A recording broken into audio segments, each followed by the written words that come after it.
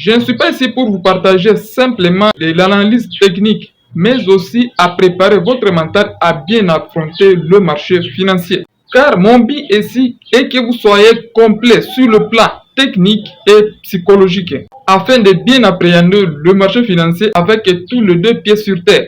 Alors, c'est pourquoi dans cette vidéo, je vais vous partager quelques astuces que vous pouvez adopter pendant vos séances de trading.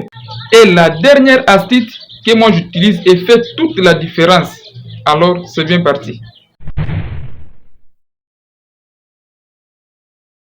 Salut tout le monde, j'espère que vous allez bien. Si c'est la première fois que vous me découvrez, moi c'est Constant Trading. Sur cette chaîne, je vous partage toutes mes astuces qui vous permettront de construire votre fortune grâce au trading. Si la thématique vous intéresse, n'hésitez pas à vous abonner et d'activer la cloche de notification pour être au courant de toutes mes nouvelles vidéos. Alors, c'est bien parti.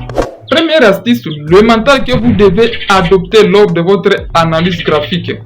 Premièrement, vous devez comprendre que le marché financier ne vous fournira pas tous les jours ou tout le temps les opportunités qui respectent strictement votre plan de trading. Il faut toujours analyser le marché en mettant cela en compte, sans toutefois vous laisser emporter par vos propres sentiments en saisissant les opportunités qui ne respectent pas votre plan de trading. Si vous ne trouvez pas vos configurations sur les graphiques, c'est mieux de fermer vos écrans et passer à autre chose. La deuxième astuce, c'est le FOMO en trading. J'espère que vous avez déjà entendu parler de cela, mais je vais vous expliquer de manière très concrète afin que vous puissiez comprendre ce que cela veut dire tout simplement. Alors, prenons par exemple, vous avez trouvé une opportunité qui respecte très strictement votre plan de trading. Maintenant, lorsque le prix s'approche de votre niveau d'entrée que vous avez repéré en suivant votre plan, le prix commence à accumuler ou à se retourner à quelques pips de votre niveau d'entrée. Maintenant, qu'est-ce qui va se passer?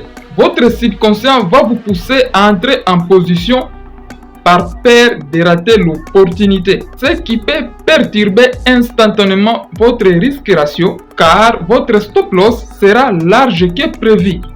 Et le niveau de votre take profit sera aussi modifié, ce qui peut réduire considérablement la probabilité de ce trade. Et par conséquent, le prix va faire semblant de se retourner à quelques pips de votre niveau d'entrée prévu et afin d'atteindre ce niveau. Et là, qu'est-ce qui va se passer encore? Votre subconscient va vous dire, comme le prix vient d'atteindre le niveau qui a été prévu au départ par votre plan, alors il faut ajouter une deuxième position. Encore une grave erreur. Malheureusement, le prix vous sort en stop loss et vous perdez plus que prévu. En voulant trop gagner, vous avez tout perdu. Ou soit vous êtes dans un trade et que le prix évolue contre vous. Maintenant, en voyant le prix à quelques pips de votre niveau de stop loss, vous coupez la position par peur de l'échec. Et comme par hasard, après avoir coupé la position en perte, le prix n'a pas pu atteindre le niveau où était placé votre stop loss. Maintenant, qu'est-ce qui va se passer par la suite?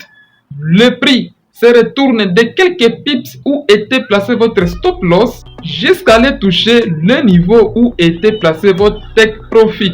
Et là, vous allez vous dire, waouh, peut-être il peut y avoir une caméra qui me surveille. Non, ce n'est pas une question de la caméra. Tout ça se passe dans votre cerveau.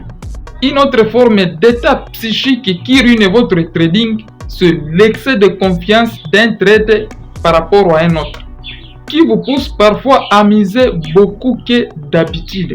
Mais il faut que vous sachiez une chose, tous les trades qui respectent à la lettre votre plan sont identiques. Il faut toujours les considérer ainsi, en prenant le même risque à toutes vos transactions que vous effectuez sur le marché financier et laissez les restes au marché qu'ils puissent valider ou invalider votre scénario. Car le plus important est le respect strict de votre plan de trading. Maintenant, la dernière astuce qui m'a permis de surmonter tout ceci, c'est de vous détacher émotionnellement de toutes vos transactions que vous effectuez sur le marché. Bien sûr que c'est carrément difficile d'oublier un trade en cours dans un compte réel, mais vous devez faire semblant de l'ignorer afin d'augmenter plus de probabilités à votre transaction. Bon, ce qui est vrai, notre cerveau veut toujours être motivé afin de pouvoir survivre sur le long terme dans un domaine aussi complexe comme le trading. C'est pourquoi moi j'adopte toujours cette technique de pouvoir motiver mon cerveau avec le système de gain-gain-perte, perte, gain-gain, perte, etc. Voilà. Au lieu d'enchaîner 8 stop-loss successifs et avoir 2 TP avec un risque ratio de 1 pour 5 et être rentable bien sûr. Mais mon cerveau à moi n'arrive pas à supporter ce genre de système. Maintenant, si le vôtre parvient à surmonter cela, tant mieux, allez-y.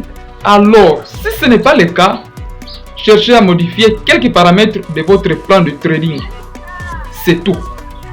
Alors on se dit ciao et on se retrouve à très bientôt pour une nouvelle vidéo. C'était Constant Trading.